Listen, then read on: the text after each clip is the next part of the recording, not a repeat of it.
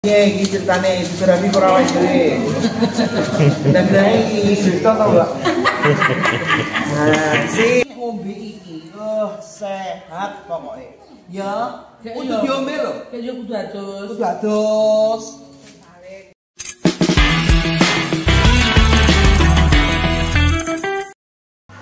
Baik, assalamualaikum warahmatullahi wabarakatuh. Selamat pagi, salam sejahtera sahabat Terasi. Hari ini saya berada di Desa Sidomukti ya, Kecamatan Pelawasan, Kabupaten Magetan, di mana setiap bulan di desa ini ada Posyandu Mbah Jiwo, yang mana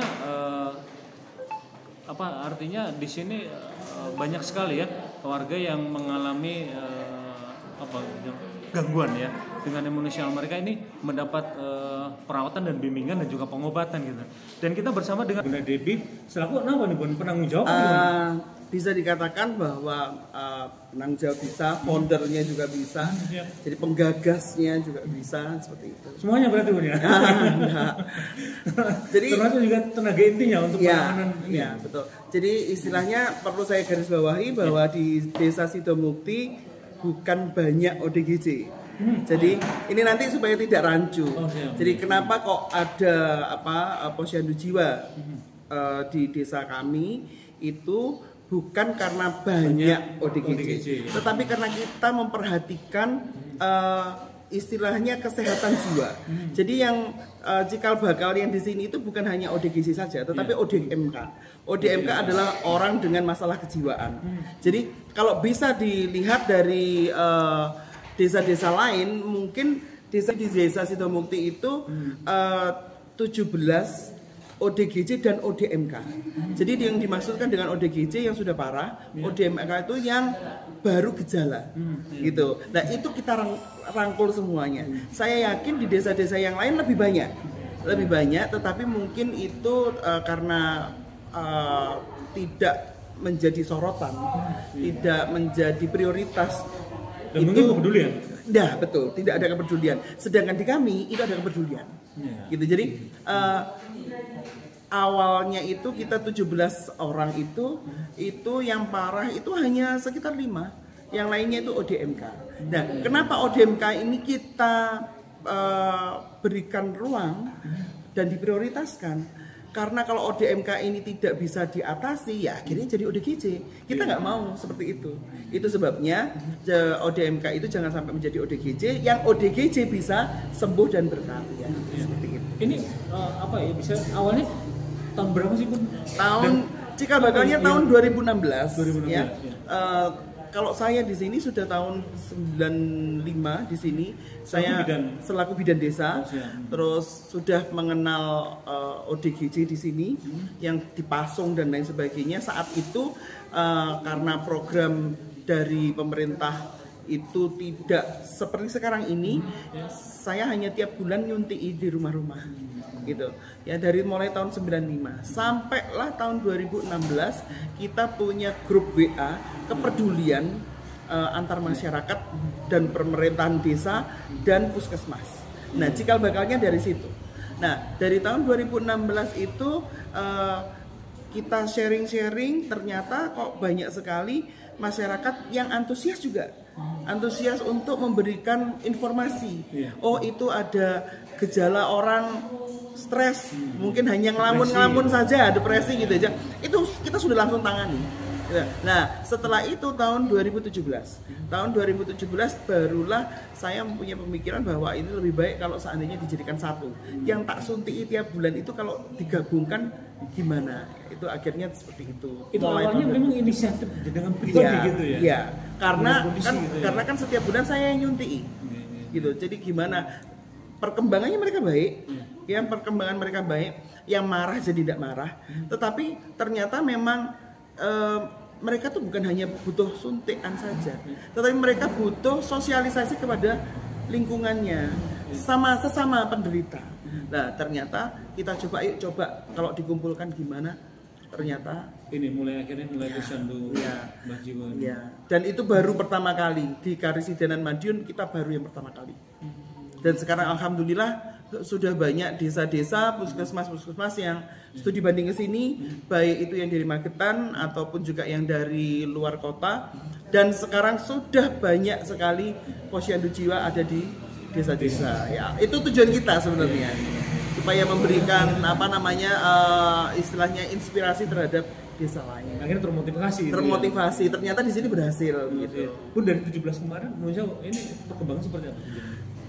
Sebenarnya data yang kita punya itu ada 17. Tetapi sebenarnya itu lebih dari itu. Nah, kenapa kita tetap pertahankan di 17 itu? Karena data 17 itu kalau di pemerintah, ya kalau kita laporkan ke dinas kesehatan, itu tidak bisa hilang. Padahal yang seperti saya katakan yang tadi 4 orang itu tadi yang parah, yang dipasung dan lain sebagainya, yang satu sudah jadi bos ayam yang saya ceritakan, satunya bos sayur yang seperti yang itu tadi, dan yang 2-nya sudah kembali normal. Jadi keempat-empatnya ini sudah tidak ada, seolah-olah sudah tidak ada bekasnya ODGJ. Nah, tetapi data mereka tetap ada di dinas kesehatan. Itu sebabnya setiap kali kami menerima pasien baru, kita menulisnya itu di buku kita sendiri. Kita melakukan pencatatan di buku kita sendiri. Kita punya les itu istilahnya untuk pengobatan dan lain sebagainya di buku kita sendiri. Tetapi mungkin itu yang tidak kita laporkan ke dinas kesehatan. Kenapa? Karena kalau itu dimasukkan, sedangkan yang dulu aja ndak hilang, nanti Sidomukti jadi 58 orang gila. Jadi temuan nasional. Kenapa kok dari satu desa ini kok duluan jadi temuan gitu. Sorry, saya ke ini Bun. Artinya kenapa paradigma seperti menurut Jawa ya? Kalau kita sakit panas atau sakit DBD, diobati sembuh, hilang gitu loh. Ini kenapa kalau DGJ? Kalau di pemerintahan kita di sistem kesehatan, memang ODGJ tidak bisa hilang. ODGJ itu adalah istilahnya cara berpikir orang dengan gangguan. Nah, kalau saat ini sudah tidak menggunakan obat dan kehidupan normal, itu terkontrol, gitu loh. Beda dengan sakit panas. Kalau sakit panas dikasih obat sembuh selesai. Tetapi kalau ODGJ tidak. Kenapa kita katakan perlu posyandu jiwa seperti ini? Kita juga pantau. Jadi dari orang-orang yang dulu sakit itu, mereka masih tetap kita pantau sampai saat ini karena mereka bisa kumat kalau ada triggernya. Contoh yang seperti sayur itu, ya, dia sudah lama sekali dia jarang menggunakan obat, dia sudah berkarya, sudah jadi bos, tetapi di saat ibunya meninggal dia kembali lagi seperti itu. Nah, kalau dia kembali lagi seperti itu, barulah kita melakukan pendekatan untuk diberikan obat. Jadi memang tidak bisa dihilangkan. Itu sebabnya satu-satunya cara adalah pasien-pasien yang baru kita data, kita untuk diri kita sendiri, untuk Puskesmas Sumberagung dan Desa Sidomukti, tetapi kita tidak laporkan ke dinas kesehatan supaya nggak nambah gitu, supaya nggak nambah. Tapi kita punya datanya, semua data lengkap semuanya. Sebagai data ya? Sebagai data kita, gitu. Iya, sebagai data kita gitu. Jadi kalau seandainya ini mungkin ada Menteri Kesehatan kesini pun kita nanti ngomongnya juga begitu, daripada nanti tambah-tambah karena kita kan juga terima dari desa lain. Jadi ini yang saya mau tanya. Iya, kita terima dari desa lain. Di total itu sekitar mungkin hampir sekitar 60 lebih 70 kalau sesuai dengan data. Gitu. Kan itu akan jadi temuan kalau 70 dilaporkan ke dinas kesehatan. Loh, ini kok 70 ODGJ semua. Nah, itu kan nanti jadi temuan. Dan nambungnya di sini gitu ya. Iya. Di sini gitu ya. Jadi kita terima dari desa lain. Jadi dari desa sekitar, bahkan kita terima dari kecamatan, bahkan dari puskesmas lain.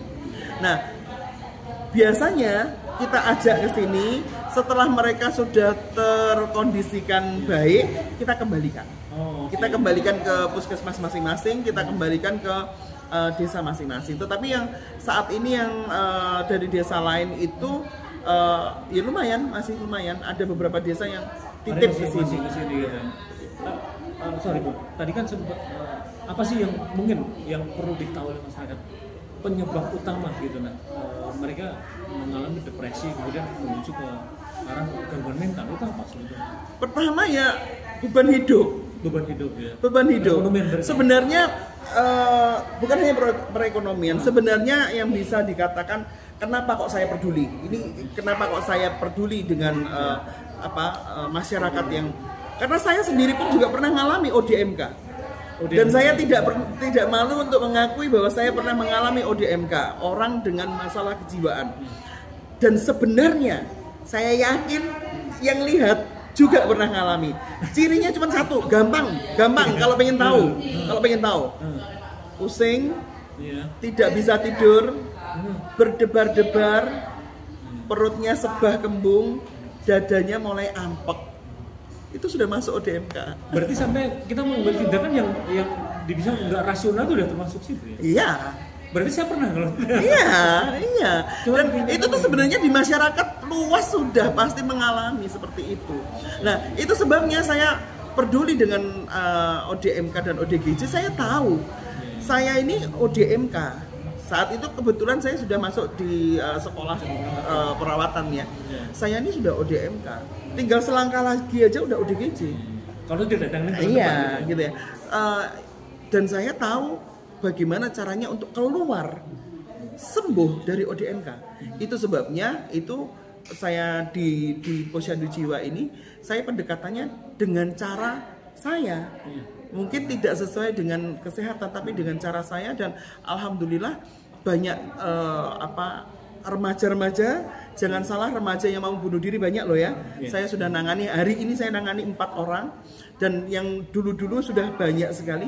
Jadi jangan dipikir bahwa anak-anak sekarang itu, remaja-remaja itu tidak stres. Itu rentan sekali. Gitu loh. Pendekatannya berbeda dengan orang-orang kalau dewasa, dikasih tahu agama dan lain sebagainya. Tidak seperti itu. Jadi intinya apa yang membuat kita tuh menjadi ODGJ? Ya, itu adalah dari lingkungan, dari beban pikiran kita sendiri. Nah, hal-hal seperti itu mungkin tidak diajarkan di sekolah. Ya, jadi istilahnya itu ya dari kita, lingkungan, dukungan support dari lingkungan. Apalagi sekarang cari uang susah ya. Ya, apalagi sekarang tuntutan pendidikan juga susah ya. Seperti itu. Jadi yang kemarin jadi anak-anak sekarang itu luar biasa. Anak kelas 5, kelas 6 tuh sudah pemikirannya kok sulit sekali ya kayak begini, tak bunuh diri aja. Dan itu tuh bukan karena, kalau dikatakan apakah karena faktor ekonomi, anak-anak memikir ekonomi apa? Enggak. Tetapi rata-rata dari anak-anak yang ingin bunuh diri ini semuanya hampir 100% adalah permasalahan di dalam keluarga mereka. Orang tua yang bertengkar, terus perpisahan orang tua. Jarang ada yang bully-bulian, jarang. Kalau di Magetan loh ya. Kalau di Magetan loh ya. Kalau di kota mungkin bisa. Kalau di sini saya nangani anak-anak itu semuanya karena faktor keluarga. Tetapi faktor lingkungan kayak bullying itu juga ngaruh. Gitu ya. Ya, untungnya di Magetan bully tidak terlalu. Ya, karena kita kan di desa, di daerah ya. Kalau di kota mungkin seperti itu. Tapi itu ngaruh. Nah, bagaimana caranya untuk anak-anak supaya terlepas dari gitu? Satu cirinya, anak yang seperti itu dia menarik diri dari orang tua. Jadi jangan bangga kalau anak kelihatan diam di dalam kamar, terus disuruh apa itu iya, disuruh apa iya, jangan lengah. Justru anak-anak yang seperti itu tuh anak yang rentan sekali. Kalau menurut saya seperti itu. Bun, kalau saya lihat tadi kan bagaimana ini ada di meja itu kan ada 4 meja gitu. Ini kan ada treatment masing-masing gitu. Terus kemudian ada keterbukaan yang saya lihat ini loh. Bagaimana jenengan ngobrol dengan sudah mandi belum, kemudian yang mau pacaran mana.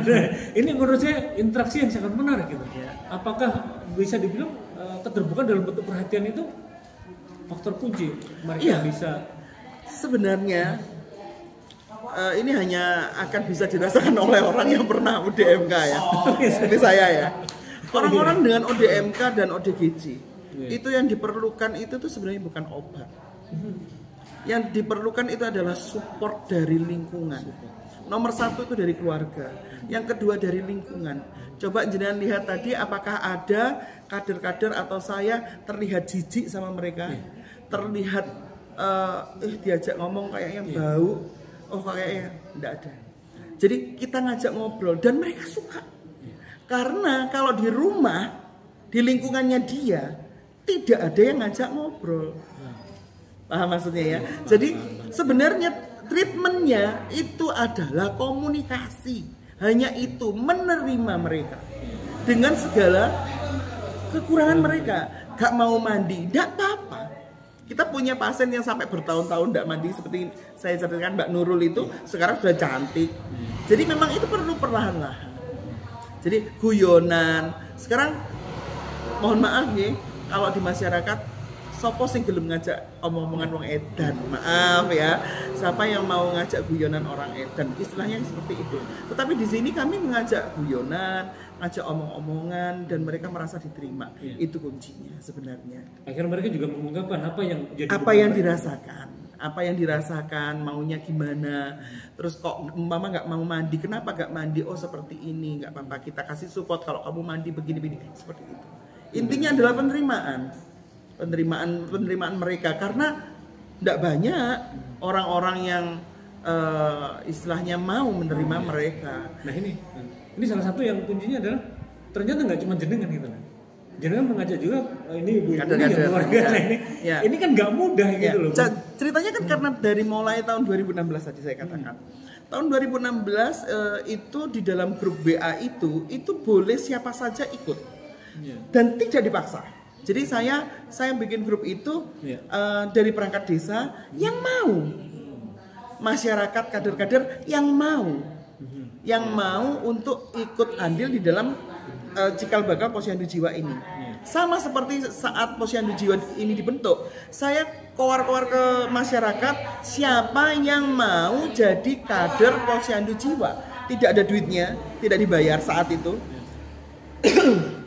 Tidak dibayar, tidak dapat apa-apa. Kalau rugi pasti. Pasti rugi waktu, tenaga pasti, duit bisa, kader pun bisa rugi duit. Siapa yang mau? Jadi ini kan istilahnya dari hati, gitu loh. Nah ternyata mereka alhamdulillahnya terpanggil untuk itu.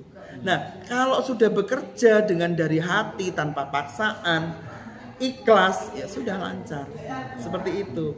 Nah kalau boleh saya sedikit pamer di Sidomukti itu masyarakatnya tidak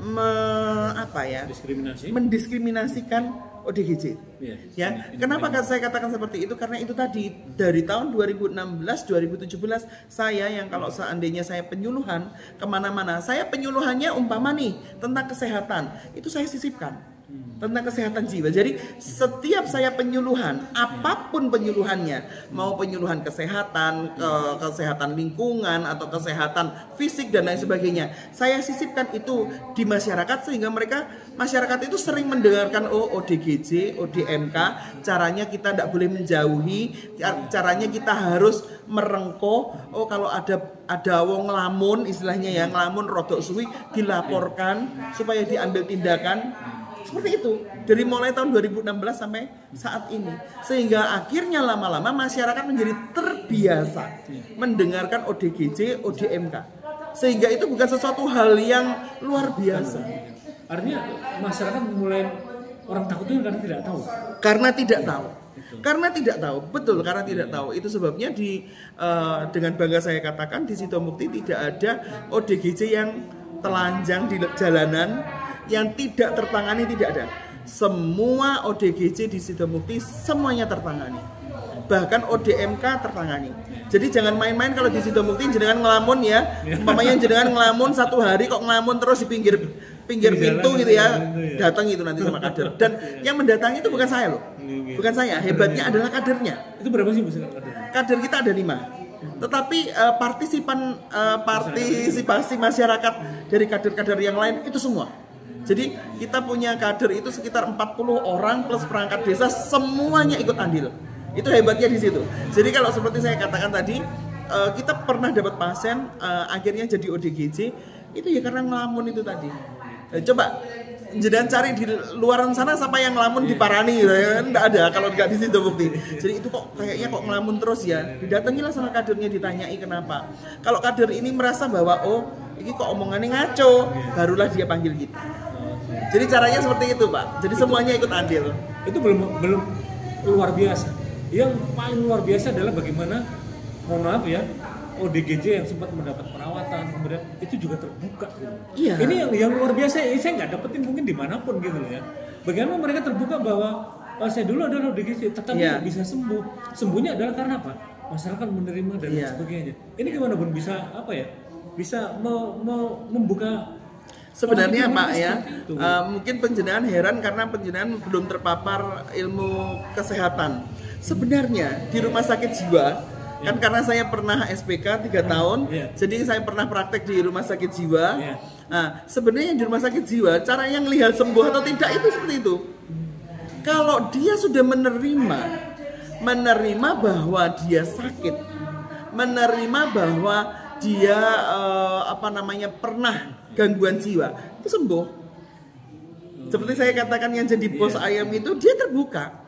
Gitu loh. Mungkin ada rasa malu, mungkin. Tetapi saat kalau ada orang bertanya kenapa kok kamu seperti ini, mereka akan bercerita. Itu justru sembuh. Justru kalau seandainya dia menyangka enggak, aku nggak gila kok, ya itu berarti belum sembuh. Jadi denial, menyangkal gitu. Loh kamu kok ngomongnya ngawur, kamu apa gila? Oh enggak, aku nggak gila, ya itu belum sembuh. Tetapi kalau yang sembuh ya sudah ngaku itu tadi. Poin yang penting lagi gini, saya terimanya adalah mereka juga tidak mau. Tetapi mereka juga tidak bisa menolak bahwa mereka pernah berada di fase itu. Iya, betul. Jadi istilahnya hal seperti itu tuh kan karena kalau saya dengar cerita-cerita sama dari pasien-pasien saya yang lain, kejadian kenapa kok mereka seperti itu tuh kan ada yang mistis juga loh Pak. Nanti kalau jenengan wawancara sama pasien saya itu ada yang kejadian mistis yang tidak bisa kita nalar gitu ya. Tetapi di kesehatan kita tuh nggak ngelihat cikal bakalnya seperti apa. Kita kasih obat, setelah itu kita treatment dengan menerima mereka, keterbukaan, dan lama-lama akhirnya mereka sembuh. Gitu. Jadi penyebabnya apa? Itu tuh kadang-kadang ya ada yang mistis. Nek wong desa ngarani ketemploan gitu loh Pak. Nah seperti itu, ketemper gitu ya. Tapi kalau di kesehatan kan nggak ada istilah ketemper seperti itu. Ya kita tetap ambilnya bahwa mereka ya ODGJ. Artinya apapun penyebabnya. Penyebabnya, gitu. apapun penyebabnya. Itu memang bagaimana kita mengajak pasien sendiri itu memahami apa yang terjadi gitu. Iya. Sebenarnya itu bukan pasien tuh Pak. Kalau dari puskesmas, desa-desa dari luar kota yang studi banding ke tempat kita, itu sebenarnya yang sulit bukan dari pasiennya, dari keluarganya. Dari keluarga. Kenapa? Keluarga itu malu. Ini ya. Jadi kalau kita ngajak pasien, umpama pasien A kita ajak untuk datang ke posyandu, dia pasti mau.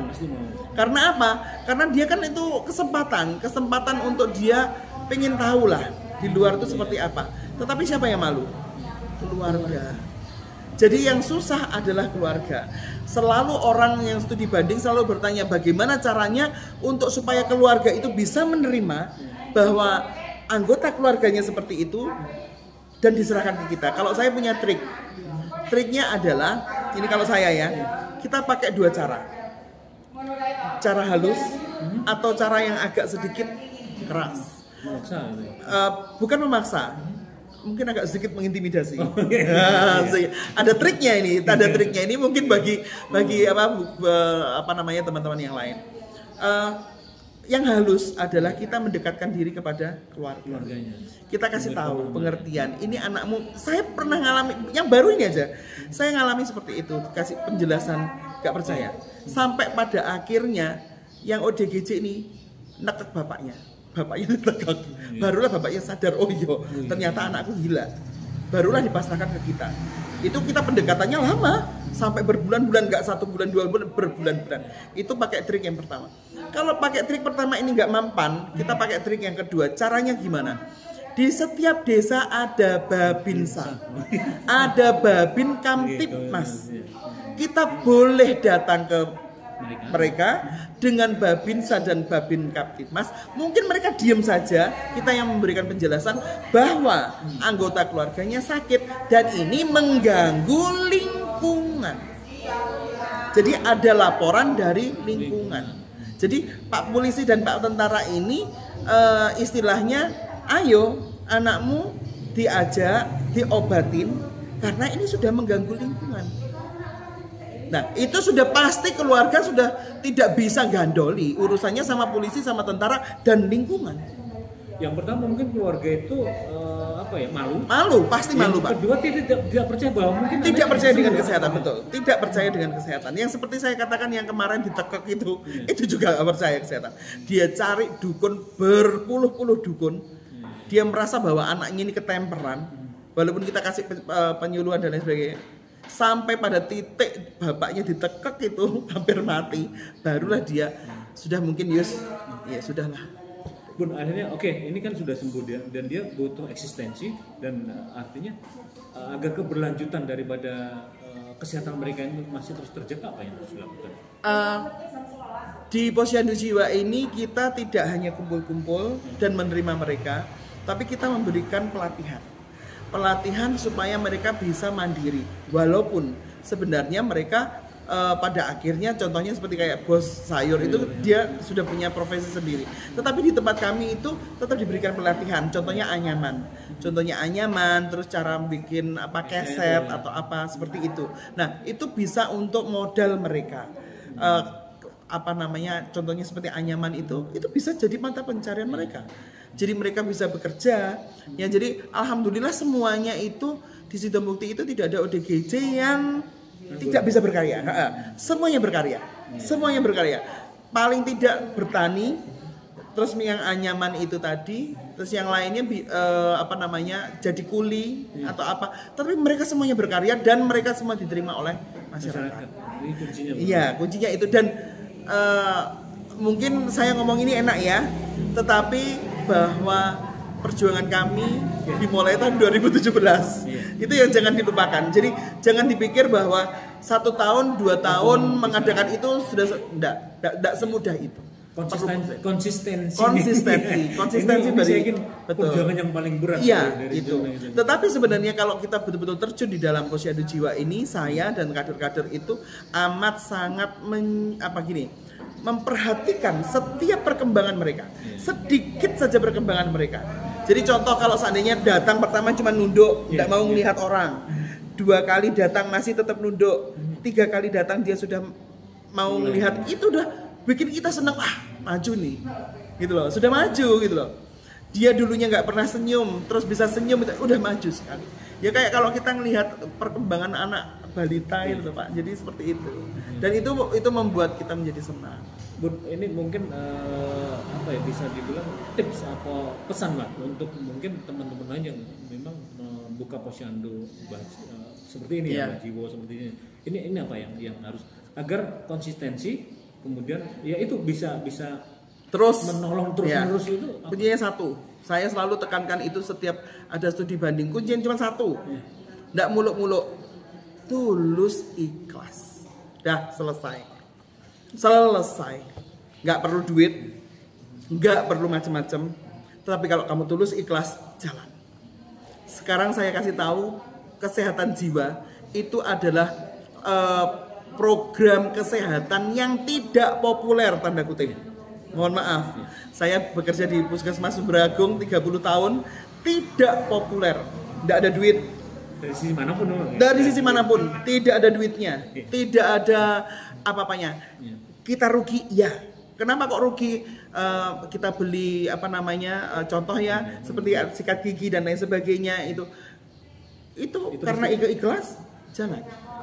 Selalu kuncinya itu adalah ikhlas. Jadi ikhlas ini untuk siapa? Apakah bidannya saja? Tidak. Kadernya, perangkat desanya, Bu Lurah, Pak Lurahnya, dan teman-teman puskesmas. Ini semuanya pakai ikhlas karena nggak akan ada duitnya. Kuncinya cuma satu itu aja. Jadi kalau seandainya ikhlas punya, desanya kok ikhlas, bidannya ikhlas, puskesmasnya ikhlas, kadernya ikhlas, jalan. Gak ada snack atau gak ada apapun, tetap jalan. Saya yakin tuh, pastikan. Tetapi kenapa orang-orang yang studi banding ke Sidomukti rata-rata 1 bulan, 2 bulan jalan, 1 tahun, 2 tahun jalan, setelah itu mati suri karena ada yang tidak ikhlas. Mungkin entah itu dari desanya, entah itu dari petugasnya, entah itu dari puskesmasnya, ada yang tidak ikhlas, nggak akan jalan karena terlalu sulit. Kalau kita perlu 4 pilar, anggaplah masyarakat, desa, pemerintahan desa, ya, terus tenaga kesehatannya, 3 aja dah, 3 ini aja. Kalau yang ikhlas cuma 1, gendolnya 2 ini kesulitan. Tetapi kalau 3-3-nya ini semua ikhlas, nggak ada duit pun jalan, pasti jalan. Tapi cari ikhlasnya itu yang susah. Iya. Terima kasih banyak Bu Devi. Iya. Ngobrol-ngobrol kita ini membuka wawasan kita bagaimana memang ikhlas itu sulit sekali banget. Apalagi sulit bisa sekali membuat habit ikhlas. Iya. Ada tenaga kesehatan, pemerintah desa, keluarga juga nih. Ini saya yakin sulit. Ya moga-moga dengan melihat tayangan ini Bun, ini bibit tulus ikhlas ini nanti menyebar kepada mereka Bun. Ada cara untuk menumbuhkan ikhlas itu. Gini, kalau saya selalu katakan pada kadang-kadang saya, kalau kita ikhlas menolong mereka, Allah nanti yang akan menguatkan otak hati kita. Kalau kita peduli sama orang-orang yang ODGJ itu, nanti Allah yang akan menguatkan kita. Contoh, beban hidup kita itu kurang besar apa? Tetapi kenapa kok kita masih tetap sehat seperti ini? Kenapa kok masih waras? Itu bukan karena kekuatan kita sendiri, itu karena Allah. Dan kenapa kok seperti itu ya? Karena kita peduli sama itu tadi. Tuh, semoga ini bisa saya ngomong sama Kadir gitu, sudahlah, nggak ada duit nggak apa-apa. Nanti kamu diwaras nih karo Gusti Allah, istilahnya seperti itu, dikuatkan sama Allah. Dan saya saksinya. Bagaimana nggak cuma kepada relawan dan sebagainya, bahkan pada mereka pasien ODGJ ini, mereka ternyata juga ikhlas. Iya. Bagaimana tadi saya sempat ngobrol dengan mereka bahwa mereka menerima. Iya. Mereka cerita kalaupun mereka mungkin ya menggunjingkan, membullyingkan, kamu pun juga tidak mau. Tetapi kalau jenengan berada di posisi saya, kami harus ikhlas. Tetapi dia berupaya untuk bagaimana bisa sembuh dan juga berguna untuk masyarakat. Ini yang luar biasa nilai-nilai yang jenengan tanamkan. Terima kasih banyak Bun. Saya mungkin bisa bilang beberapa kali bikin podcast teman belum pernah menemukannya orang seikhlas jenengan yang hasilnya itu ya ajaran ikhlas itu diterima oleh mereka. Dan bukan hanya saya saja loh, teman-teman kita tuh banyak sekali yang ikhlas. Bahkan seperti tadi kalau jenengan lihat itu bantuan tuh, itu tidak ada loh. Duit dari desa tidak ada, uang dari puskesmas tidak ada, dana dari pemerintah tidak ada, itu dari masyarakat, dari teman-teman saya. Jadi teman-teman tergerak hati, itu sering seperti itu. Ayo kita bikin yuk, gini kita kasih sama mereka, langsung duit itu mengalir. Jadi di Posyandu Jiwa ini Nyun Sewu tidak didukung oleh pemerintah dalam hal keuangan, tidak didukung yang banyak dari pemerintah desa kecuali snack ya, tetapi uang kas kita banyak. Itu adalah orang-orang yang tergerak dan kita pergunakan bukan untuk kesejahteraan kader. Catat ini. Tidak ada kok dibikinkan kaos atau dikasihkan kader, tidak ada. Semuanya 100% untuk teman-teman kita yang ODGJ. Jadi istilahnya ikhlas itu akan mendatangkan rezeki nanti pada akhirnya. Dan itu untuk saudara-saudara kita semua. Saya ingin nambahkan, kalau panjenengan lihat orang-orang yang sakit seperti itu dan pada akhirnya sembuh, itu nanti di hatinya panjenengan pasti akan, oh ternyata bisa sembuh ya. Karena stigma di masyarakat merasa bahwa ODGJ itu tidak bisa sembuh. ODGJ bisa sembuh. Bahkan mereka bisa jadi tokoh masyarakat, tokoh pemuda, mereka jadi bos bisa, dan mereka bisa berkarya sama seperti kita. Dan harusnya tayangan-tayangan seperti itu menumbuhkan rasa di masyarakat bahwa oh ternyata bisa, gitu loh. Dan itu harusnya menumbuhkan rasa keikhlasan harus. Yang penting Anda selaku yang melihat tayangan ini juga ikhlas menerima mereka. Iya betul. Terima kasih banyak Bun. Pelajaran ikhlasnya luar biasa. Saya yakin Anda yang menyaksikan tayangan ini juga bakalan lebih ikhlas lagi. Amin. Makasih, selamat ketemu lagi nanti Bun. Saya akan menunggu lagi nanti keberatan apa yang jenengan lakukan untuk menyebarkan ikhlas ini. Assalamualaikum warahmatullahi wabarakatuh. Waalaikumsalam warahmatullahi wabarakatuh.